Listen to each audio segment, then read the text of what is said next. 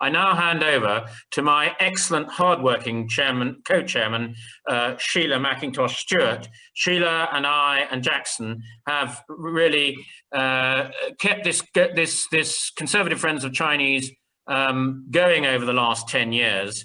Sheila's energy is indefatigable, so I now hand over to you, Sheila, to introduce the Foreign Secretary, please.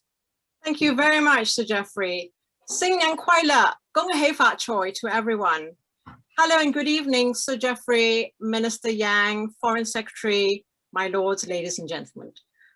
As Geoffrey has said, I am Sheila McIntosh-Stewart. I'm the co-chair of the Conservative Friends of the Chinese with Sir Geoffrey.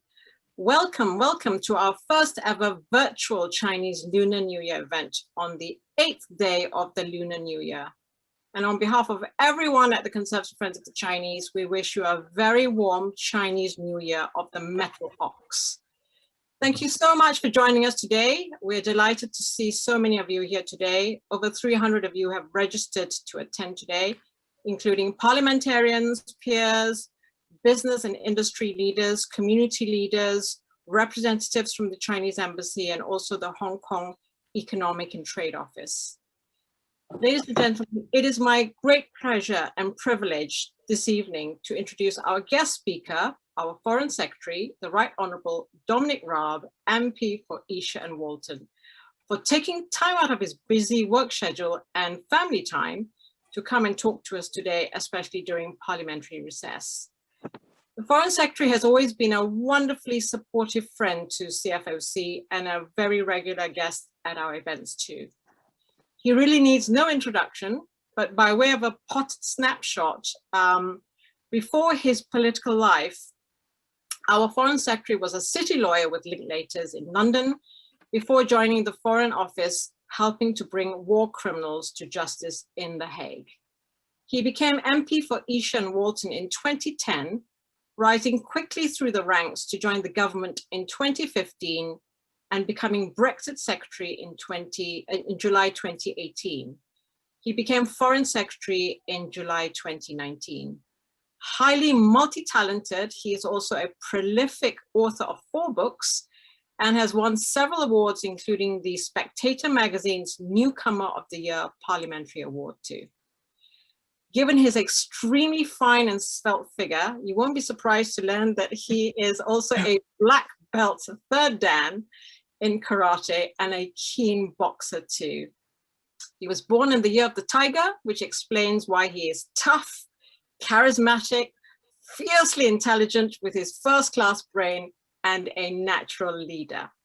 So without further ado, my lords, ladies and gentlemen, I hand you over to our wonderful Foreign Secretary for an undoubtedly interesting and lively session. Foreign Secretary. Sheila, can you hear me? I can. Yes, yes. So you can introduce me for every event, any event. Anytime. Best ever. Ni hao, everyone. Thank you, Sir Geoffrey. Thank you, Jackson. Thank you, Sheila. I'm a huge fan of Conservative Friends of China, and a big welcome to Minister Yang as well. You're welcome here. We look forward to engaging with you, and it's a difficult time right now with COVID. And one thing we all know is that we've got to try and find the ways to cooperate internationally and come together and respect and value our communities. And so I think the first thing I just want to say is, I heartfelt thank you to everything that you all do. I think we've got the most amazing British Chinese community in the UK.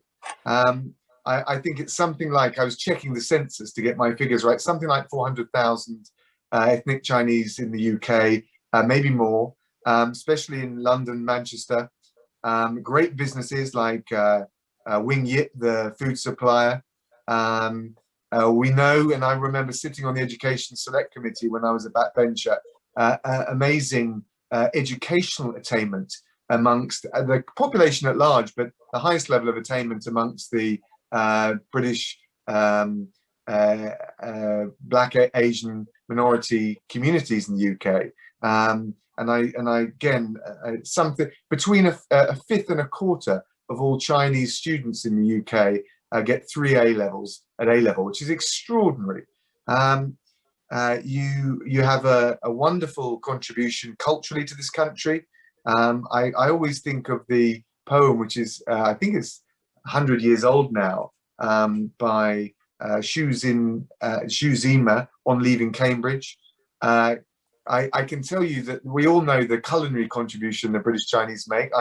I have my order from Good Earth that the minute I'm off here, I'm going downstairs to have that with my family. And of course, you make an extraordinary political contribution, and you'll know what's coming. I have to say a big thank you to my friend Xinjiang Wang, who's the most prolific campaigner in Isha and Walton constituency. So on every level, the British Chinese community doing extraordinary things, and you're hugely valued. What I wanted to talk about a little bit was what we're doing foreign policy wise. As we get this vaccine rolling out, as we've got a deal with the EU and we've exited the transition period, we've got a great opportunity to turn the concept of Global Britain into a reality. I should say I've just got back from Paris, and one bit of the Global Britain piece, if you like, I always see it as having three pillars. The first pillar is, of course, to reset our friendship with our European partners. And I think we can be even better neighbours, partners and friends. And one of the things throughout Brexit we always did is meet up as an E3. So I meet up with France and Germany, my opposite numbers. We met up again yesterday in Paris, and we locked horns with Tony Blinken, the new US Secretary of State, to talk about a whole range of things, particularly how we're going to address Iran's nuclear proliferation. But I thought it was a good example. I had a bilateral with Jean-Yves Le Drian, my French opposite number. I went and talked to some of the folks in the Elysee, and a good opportunity just to say, do you know what, we've left the EU, but we're not leaving Europe. We still want to work, cooperate, trade with all of you. So that's important. The other thing is global free trade. And of course, you all know it, but the growth markets of the future will be in the Indo-Pacific. So yes, of course, we want to trade with our European friends and partners, but the Indo-Pacific piece is very important. Liz Truss is doing a brilliant job as our trade secretary. We want to trade more with our all of our Asian partners. And of course, I think the particularly exciting prospect is CPTPP, which is a multilateral free trade deal right across the Indo-Pacific area. I think we can be an even greater force for good in the world as Global Britain. That matters to me. Matters to me as the son of a refugee. I think it matters to all of us as Brits with a global outlook.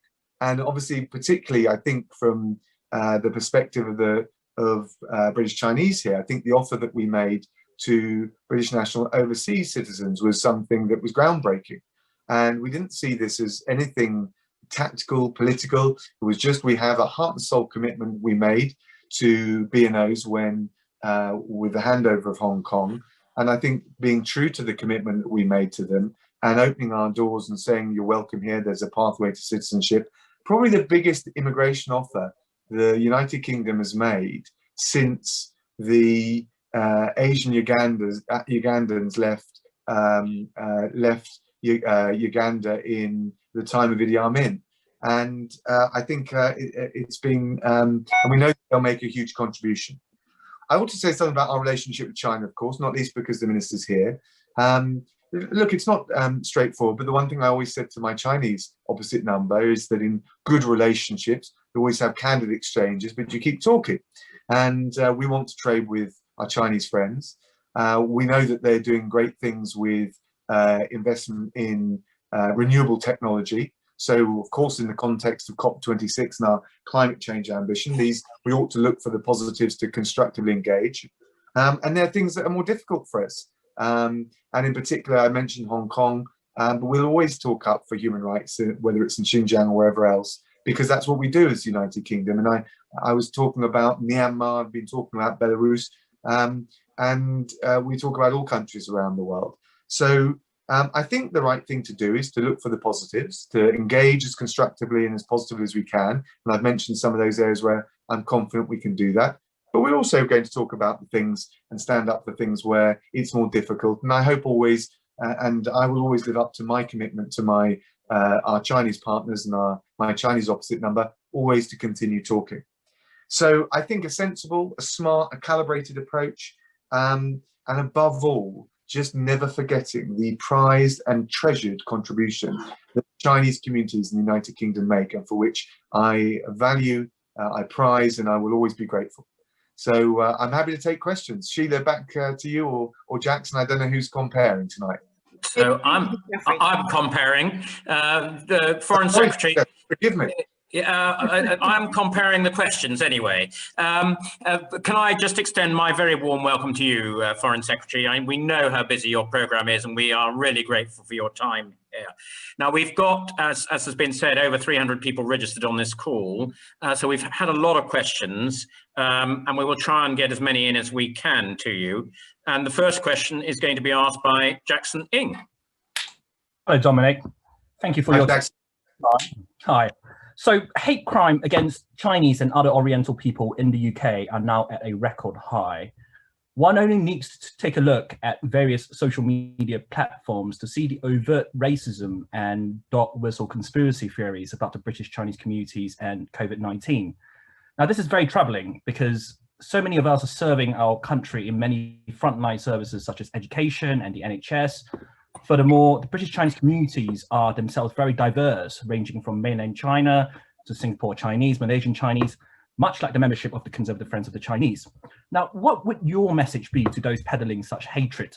And what would you do to help the public understand that the diverse Chinese communities in this country is itself extremely varied in origin, culture, and thought? Thank you. The very diversity that you describe is your strength, and the very diversity we have in the United Kingdom is our strength. I don't need to any convincing. My father was a Jew to this country. My mother raised us Church of England, and I married a Catholic, resilient. So this is what we do in the UK. This is what we do in cities and suburbs right across the UK. To those that peddle that rubbish, what you're saying, what they're saying is un-British. And we should never have any truck with it. I would always stand up and say that we've got no time for conspiracy theories, and we stand with all of our British, Black, Asian, ethnic minority communities. And I think particularly during COVID, our Chinese communities, I mean, I can imagine and it will be a small minority, but it'll be a hurtful minority saying this stuff. The only thing we can just remember is that we're one community. We'll get through this pandemic because we come together, and we should be shoulder to shoulder in solidarity against those that peddle divisive hate like that. And I've said it in the House of Commons. I don't know whether you've ever seen it, but you can check Hansard. And when it comes up, the difficulties, some of the difficulties that we have with our Chinese our Chinese partners internationally, I always stand up and say, never let it be said that there is any community that contributes more than the Chinese community in the UK. You're great role models. I don't think you've ever invited me to come and talk to you, and I've declined. I always want to come and talk to you. You're great fun. You contribute a huge amount, and the best I can do, and every politician you can do, and you'll have the support of the Prime Minister, is face down that nonsense and be very clear that we're on your side and we're against the very un-British comments by a small minority. Thank you so much. Foreign Secretary, that support for our group is very welcome, so thank you for that. Our next question comes from Enoch Liu. Enoch, over to you.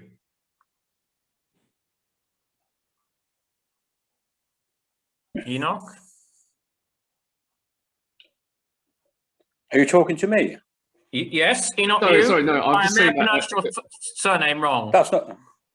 Sorry. No. Sorry. I got it, Sir Geoffrey. Thank you. Yes, I'm sorry, because the setting is the host has to unmute the other guests. Thank you so much, Foreign Secretary, for coming here, and thank you so much for celebrating this festivity with us. So I have a question. So recently, I'm sure you're aware, there have been lots of concerns regarding human rights violations happening in Xinjiang and Hong Kong area, and they're coming from Conservative MPs and activists, many members of our party. So what are your views on this? And given the recent developments, do you worry that raising these issues with your Chinese counterpart will erode the working relations between two countries? Well, thanks for raising it. Look, I am concerned about the situation in Xinjiang. I'm very concerned about it. The far-reaching systemic reports are very worrying, and there are reports of torture, forced labor, forced sterilization. And I want to stand up for human rights because I believe in the Chinese people. I don't want to pick a fight with the Chinese government. I'm not looking to do that, but the United Kingdom has a rich heritage of standing up for the values that we believe in. And certainly for myself, as someone whose father fled the Holocaust, it's not optional, and lots of our colleagues feel that way. Of course, I know that the Chinese government dispute those claims, and it's only fair, particularly with our friend from the Chinese embassy here, not to turn this into an overly politicized thing. But the one thing I would say is that there is a way, if the facts are disputed, to resolve it, which is that to allow in the High Commissioner for Human Rights from the UN to go and do an impartial, independent fact-finding mission. And then if it's not true, then we would have the answers. Thank you, Foreign Secretary. The next question, and if somebody would unmute her, please, comes from Leona Leung. If somebody could unmute Leona, please. Hi, Foreign Secretary. Thank you for your time. Happy New Year. Yeah. A lot of our members of our British-Chinese communities have family, have business and trade links with China, and concern about the direction of UK-China bilateral relations. So my question is, why did our government suddenly shift its stance on China from UK-China's golden era to such tough stance on China, considering China is one of our biggest international markets for the UK after Brexit? And my second question is, will the Foreign Secretary continue to support the deepening of such links where appropriate with China? Thank you. Thank you, Leona. Thank you, Leona. Look, I certainly want to have the most positive relationship we can have. The truth is, and you're right, trade, business, investment is important. There are other areas like climate change where we're not going to solve the problem of climate change unless we work with everyone, and particularly with China. And China's got some great innovation, and we want to learn from it and work with China. But the reality is, if you ask the question, what happened since 2015, is we saw national security legislation and a concern to crack down on the freedoms and the autonomy of the people of Hong Kong. We gave our word to those people. We signed the joint declaration. It's a treaty between our two countries. We're living up to that. So it's not the actions of the UK, it's what happened in Hong Kong and I think in Xinjiang as well. And it's not just the UK, Leona. Whether it's in the United Nations, the Human Rights Council, there are many, many countries now that are very worried about that. So I don't think it's the UK's perspective that's changed. I do think it's the actions of the government of China. But I can reassure you, we will always want to have a positive relationship. We didn't join many different, under the previous American administration. We weren't aligned on those issues. We've always been clear. We took a more nuanced view. So we'll chart our own course, and the hand of partnership is always there. But we will always stand up for the values and the interests that we believe in. Thank you, Foreign Secretary. I'm going to test our organisation because I'd like to take, with your permission, two questions together on trade. The first question on trade comes from Vicky Cheng, if she could be unmuted, and the second one comes from Clement New. So if they could be unmuted as well, we could have the two questions together. So Vicky, over to you. Hello, Dominic. Hi, Vicky. Thank you for giving me the chance to ask the question. Happy New Year. Yeah, will there ever be a trade deal with China, given how much we trade with them, especially given the tensions in our relationship with them? Also, what is happening in Parliament over trade deal? Thank you. And Clement, are you there? Yes, I'm here. Well, I have a similar question about trade. If the government wins the trade bill currently going through Parliament, will the UK start to negotiate a trade deal with China, or to strengthen the trading relations through welcoming China to join the CPTPP? Thank you very much. Well, of course, first of all, we do a lot of trade with China already. You don't, I mean, you know, as we don't have a bespoke free trade deal with the US, but we do a lot of trade with the US. It's also true to say that it's a good way to elevate and to reinforce your trade, to have an FTA. So let's not, I don't want to pretend it's not a value. Of course it can be. You're right, there's the legislation going through Parliament. We've won all the votes so far, and you'll notice that the approach we took about on that, I mean, part of that is about the separation of powers and wanting Parliament to scrutinise the government rather than hand these things over to the courts. So I think I'm less concerned that I think we'll still get that. I think we'll navigate the legislation carefully and in the right way. So I'm not worried so much about that. Would we ever do an FTA with China? Look, we don't rule it out for the future. I think it's quite difficult to foresee that would happen at the moment because of the nature of bilateral relations. But the answer is to work at our relationship and to improve it where we can. But of course, I'm not sure Parliament would accept at this point in time an FTA with China. But hopefully we can keep talking. We can improve trade where it's appropriate, and it's something that may be there for the long term. But I think given the human rights situation, I think it would be quite difficult. And that's not ultimately something which would be solely for the government to decide, but it would be subject to parliamentary scrutiny, and it would need to go through Parliament. But as I said before, we already do quite a bit of trade with China. China's going to be a growing market.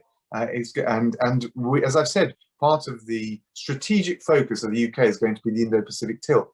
So I do see opportunities as well as challenges in our relationship with China, and I'm a stubborn optimist. I want to accentuate the positives, grasp the opportunities, but mitigate the risks and deal in a sensible way with the challenges. So I don't think an FTA is on the horizon at the moment, but look, things can change, and ultimately what we'd like to see is respect for the international obligations that the Chinese government has signed up to. If we saw that, then I think that there's no reason to think that we couldn't deal deep in our trading relationship. Thank you, Vicky and Clement. I'd now like to hand over to one of our strongest supporters, Johnny Look, please, if he could be unmuted. Thank you. Hi, Foreign Secretary. Honored to speak to you again. Great to see you. It's great to see you again. The government has been really welcoming to the many BNO passport holders who wish to make the UK their home. Some have predicted 300,000 would come, and in theory, it could be many more. Such numbers coming across would make the British Chinese community one of the largest minority groups in the UK.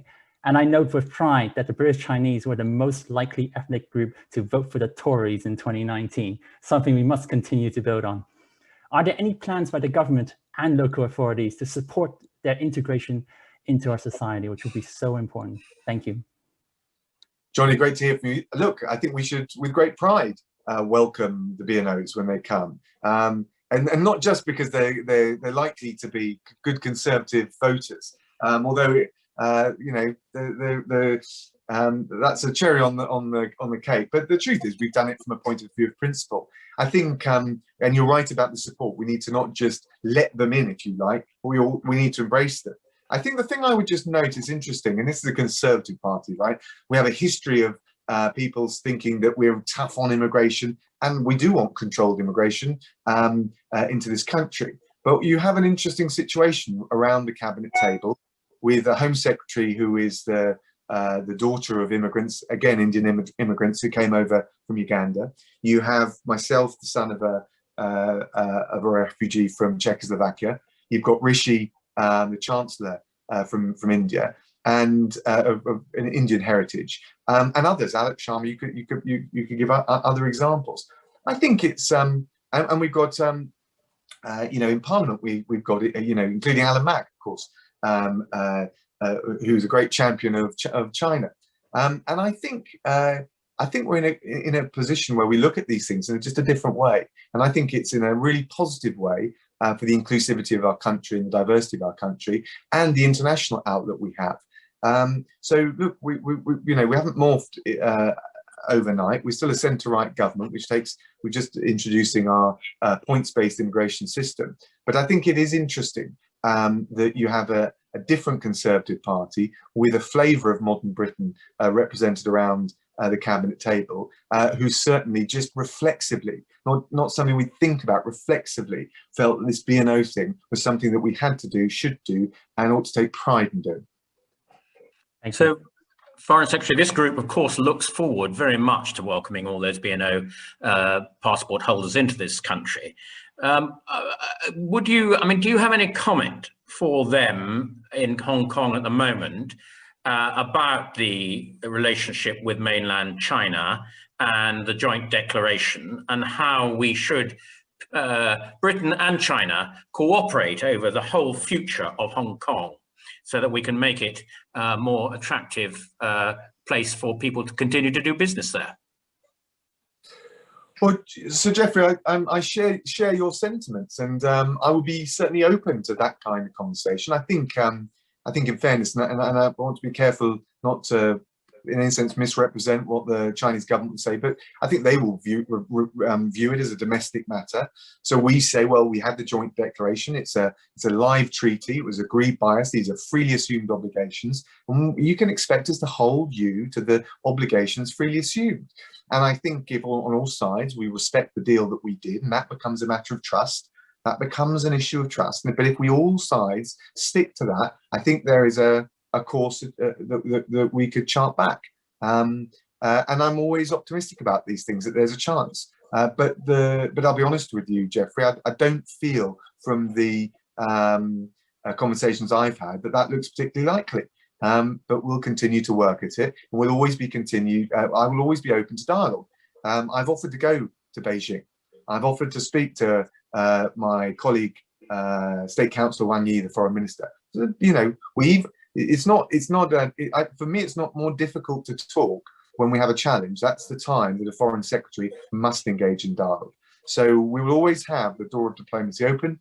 We'll always look for the positives, but that is the basic problem. We've got a deal that we did that hasn't been adhered to. That's a fantastic statement from you, that you would welcome going to Beijing at any time to talk about these matters. I think is really helpful. Bearing in mind your comments about our Chinese Member of Parliament, I now have the next question from Shenke. Hi, good evening, Secretary, everyone. 新年快乐. I am Shen Kezhi, the Conservative candidate for Austrian Ward in the coming 2021 Trafford Council local election. As a member of CFOC, we want to see more political representations in our parliament and also local council from British Chinese community. So my question is, what will be your advice to our members who are interested but put off by the combative nature of politics? I'm already mentoring Xinjiang Wang's daughters, who I'm sure are going to be not councillors but members of parliament. They're most dynamic of canvassers at the last election for me, and we had quite a rough time of it down in East Shemorton. They always put a smile on my face. Politics has got rougher in this country. Brexit hadn't helped, and hopefully we move forward and move in a positive direction, and we bring people and communities together. I think there's a real place for the message and the voice of British Chinese in this country politically, and it's a message of reconciliation, a message of bringing and forging and striving for consensus, and a message of all the entrepreneurialism, the hard work, the values that you bring, the values of the family values. I think you're quite a good reminder to us about what the Conservative Party stands for. I think, you know, if I look at the three big things: entrepreneurialism, educational attainment, the value of parents, the time and the effort they spend with their kids, and wider family values, looking after your elderly. I think it's for you to take the reins. And so my only thing would be, and I know none of you do, but don't wait to be asked. You know, this is your country. Okay, you're as British as anyone else in this country. You pick up the reins and you forge. You make this country's destiny, and that is with a very strong sense of family, a strong sense of community, and a wonderful international perspective. Go for it. There's only one way to do it. Well, there we are. We've got a lot of our members on the call. You've had encouragement from the Foreign Secretary. Don't wait to be asked. we'll give you every help we can to get into the political system. Next question comes from William Wong. Could William be unmuted, please? William? Hi, Foreign Secretary. I'm so excited to speak to you, and a very happy New Year from me. I'm Will, a history and politics student at Birmingham University from Hong Kong, and my question is, many commentators on global affairs are very concerned about growing tensions in the South China Sea and Taiwan Straits. What steps is the UK taking to ensure that this does not become a future conflict zone and there will be free passage for global trade? William, it's great to see you. Good luck with all you're doing up in Birmingham. Look, the answer is, and you know, I'm afraid that I always consider myself a recovering lawyer, and as well as the Foreign Office, as well as doing war crimes, I used to do maritime law, and we've got this great international treaty called the UN Convention on the Law of the Sea. It's widely regarded as the benchmark of international law, even by those who haven't signed it. And the truth is, all of the neighbours in the South China Sea and in that region more generally need to stick to it.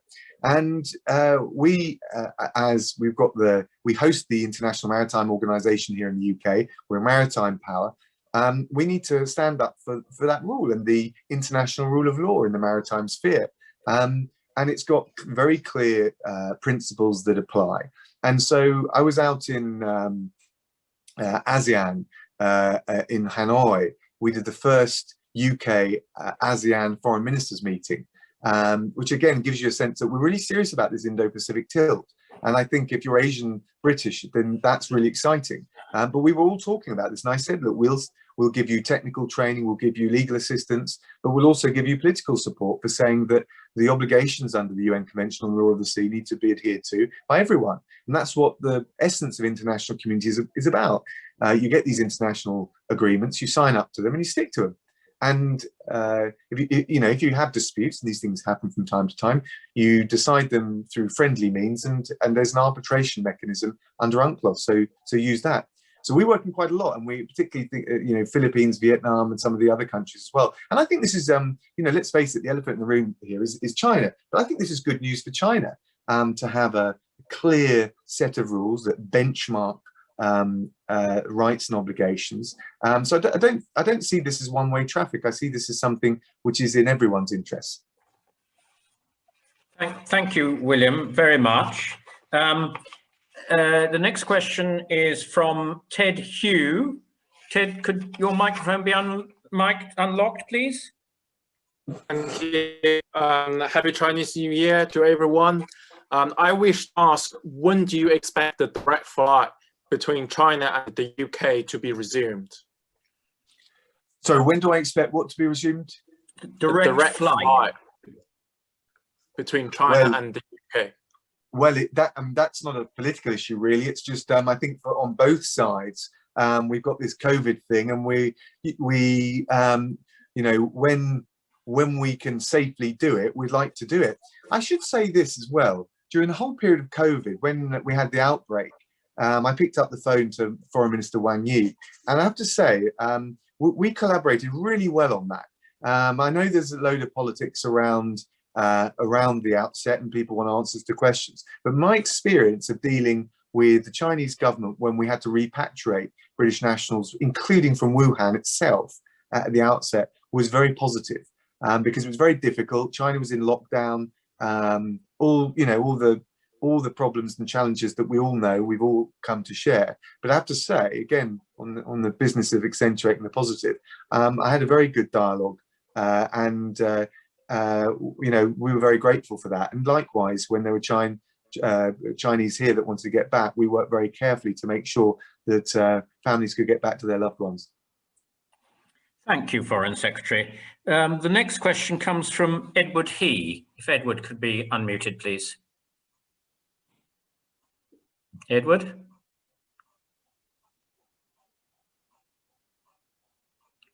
Hello. Yes, good evening, Foreign Secretary, and Happy New Year, 新年快乐 to everybody. I work in the university sector, so 2020 has seen nearly 25% drop in Chinese and East Asian students coming to the UK, and due to the pandemic and the worry of increased hate crime. What can the UK government do to rebuild the confidence for international students so that the UK can remain a popular destination for studying and for investment? Thank you. Well, thank you very much, and thanks for all you're doing. Look, the number one thing we want to do is get this vaccine rolled out, get people, get the country opened up, and also work internationally, which is one of the things we've been talking about this week, on an equitable international distribution of the vaccine, so that we can have those, we can have the international travel, the international trade, and the international student exchanges. We want to be an open, outward-looking country that embraces young people from all over the world. We want the know-how, the technical expertise that come with educational collaborations, particularly in the area of science, tech and research. But we've got to get through this crisis, and the way you do that is not just rolling out the vaccine nationally, but then having an approach which shares it equitably internationally. So the British government has put £500 million to secure 1 billion doses for the poorest countries around the world. And we're there to support, as a force for good in the world, to support all those countries struggling and striving to get themselves vaccinated, particularly the most vulnerable ones. So on the back of Edward's question, Foreign Secretary, how do we restore confidence in those students who may or may not be thinking about continuing or coming to Britain for their educational studies? I remember my university saying we welcome Chinese students because they work hard and they teach our British students how to work. So what would you say to young Chinese who are thinking about coming to do their education in this country? You're hugely valued. We love having you here. You contribute so much. Come. Brilliant, thank you. Now, a lot of what we say between us is nothing to stop the friendship between British people and Chinese people, and particularly youngsters. And the one theme that they are all really keen on is on the environment. We've had a very welcome statement from the Chinese that they want to be carbon neutral by 2060. We've got the COP26 conference coming up this year. How can we cooperate with the closest possible extent with the Chinese over the environment? Well, that's a great question, Jeffrey, and we're doing it. I've spoken to, again, Foreign Minister Wang Yi about it. I know Alex Sharma, who's our COP president, is doing that. And there's about 3 or 4 different elements. But one thing, we need people to have ambitious, nationally determined contributions, which is the target for reducing emissions. What China has done is really important. Alongside Japan, Korea, and others, and of course the Americans coming back into the Paris Agreement. But really, as the presidency, what we're trying to do is every time a big country or an important, significant country, and China is definitely that, makes a step in the right direction, boy, does it help us go to the other countries and say, come on, this is a team effort, match that ambition. The other thing that China has is this brilliant investment in renewable technologies, and we've got to stop if you like, the zero-sum paradigm of climate change being such that it's regarded as a drag on the economy. Of course, it presents challenges, but through climate finance, through investing in technology, we can make this about the jobs of the future and the sustainable economic path of the future. And I think in doing that, China's got some great know-how, expertise, R&D that we want to learn from. There's huge scope there for collaborative partnerships. And again, we shouldn't be afraid to say so, notwithstanding some of the more difficult bits. I think that's not a reason not to accentuate the positive things that we can do together. That's certainly my approach. Thank you. Next question comes from Ali McIntosh. If Ali could be unmuted, please.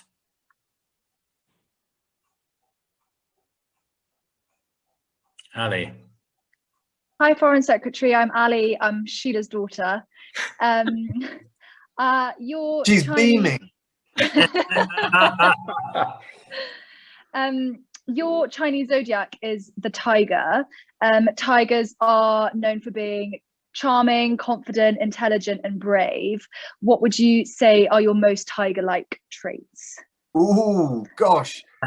I'm trying to think of something that the tiger does badly. I suppose impatience and restlessness, but no, I'll take all of the above. I didn't realize it was my I love that. The tiger is, of course, the sign of the symbol for karate. So how fitting. So particularly Shotokan karate, which was the style that I was reared on. So, but they're probably also quite restless and patient. So I don't want to be too either vain or immodest about it. So I probably have advices as well. The tiger will never be beaten, Foreign Secretary. Wrong. Yeah. Great question, Ali. Well done. Now I'm seeing a yellow hand up from Joe Ying. Joe, could we get your microphone unmuted, please? Hello. Joe, over to you. Hello. Is it Joe? Yes, I'm just open my camera here. So I'm just. Hello, Foreign Secretary. It's very exciting to hear you speak. I'm a student from UCL studying history. So as we are touching upon the question of Hong Kong, I just mentioned the point that over the past few years, especially in the year of 2019, we've seen this controversy over this question spreading to the campuses as well. And there were some incidents of conflict between students from mainland China, students from Hong Kong. I know it's going to be a very difficult question, but could I ask, what would you think will be some possible measures which could mitigate this sort of conflict and perhaps promote a more rational conversation between the two sides? Thank you. Look, the people of Hong Kong and the people of China, you know, I still believe in one country, two systems. And I think that's the starting point. Secondly, I don't think politics should ever stop social relations and personal relations. And frankly, whether it's Chinese students talking to Hong Kong students, or you know, Brexiteers talking to Remainers, or Labour Party supporters talking to Conservative Party supporters, or whoever else it is, we've just lost something in this country, which John Stuart Mill always used to say, which was, "He who knows only his side of the case knows little of that." And we've got to get back to listening to the other side of the case and the other side of the argument, and embracing it, not just out of some kind of tolerance, although that's important, and respect, and that is important, but you fine-tune your arguments, you hone your arguments by listening to the other side and doing so with a respectful way. I don't know quite, I'm sure that the sort of the binary polarizing nature of the referendums that we've had recently haven't helped this, but we've got to get it back. It's a very un-British thing. Stuff like this no platforming, it's very un-British. We've got to listen to the other side, have vigorous. Do you know what? I always remember when I was younger, and this is the way I always took this to politics as well. And I went up for my second dan grading in karate up in Liverpool, and I got up there and I had to sleep on someone's floor, and I got to the grading and I had a big ding dong with this lad. It was a Scouse lad, and all his club were there, and I was on my own. And we both passed our grading, and I got the better of this lad, although he acquitted himself well. And we came out afterwards, and they were full. The car park was full of these Scousers who had just been into mortal combat with their lad. And they said to me, they came up, one of the coach from the club said, "Well, now you've duffed up our lad, you better come and have a pint of beer with us in the pub." And I, you know. You can have the most vigorous contests, you know, sport, political debate, but for God's sake, let's have some respect about it. Let's talk to each other, because we're all, you know, the thing about political debate is if you're engaged in it, it's because you care.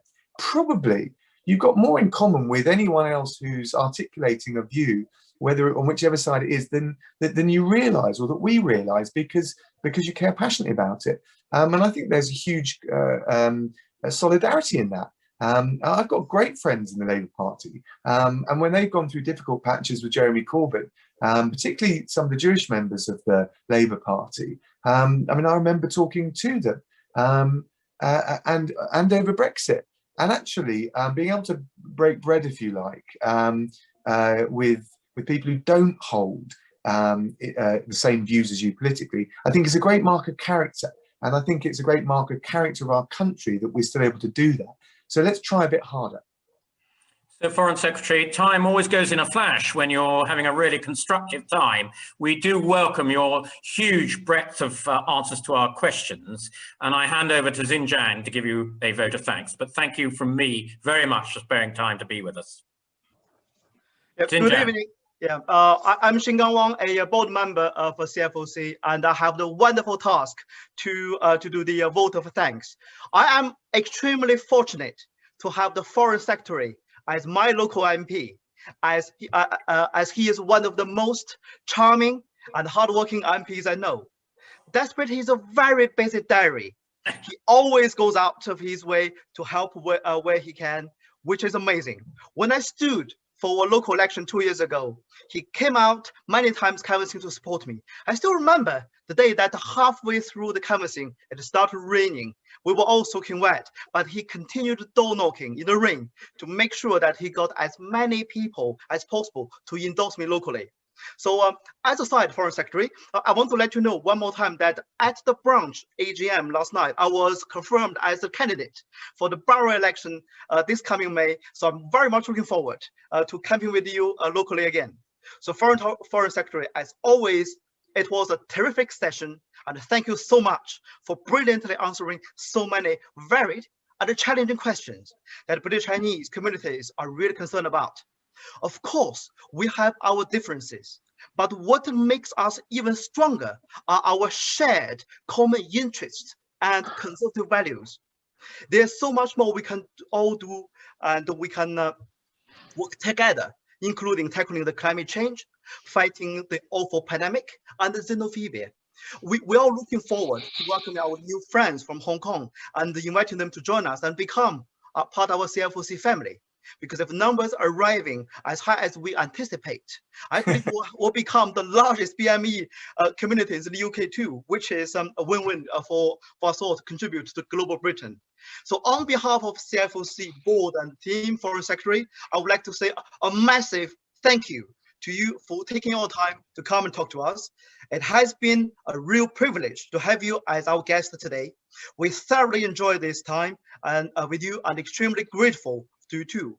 I would like to take this opportunity to thank the terrific CFOC team who work tirelessly, especially Leona Leung, our director, and our two co-chairs, Sir Geoffrey Clifford Brown and Sheila McIntosh-Stewart, Jackson Ng, Ted Hu, our outreach officer, and the volunteers, Will and David. So finally, a big thank you also to all of you who have joined us today and for your ongoing support of CFOC. We very much hope you will continue to support us with our work and also attend our upcoming virtual events we'll have lined up for the rest of this year. Please do join us for our next events on Monday, 1st of March at 7 p.m. with Laura Evans, Conservative candidate for Mayor of Greater Manchester. She will be discussing challenges and issues facing by people in Manchester. On the Friday, 9th of March at 6 p.m., we will have conversations with our party co-chair, Amanda Milling, who will be talking about the local elections and also more about party's work with the British Chinese community. In the meantime, please look after yourselves and please stay safe. And well, on behalf of the CFOC board and team, I wish everyone a happy Lunar New Year of Ox. Thank you, everybody. Thank you. Bye. Thank you very much for participating.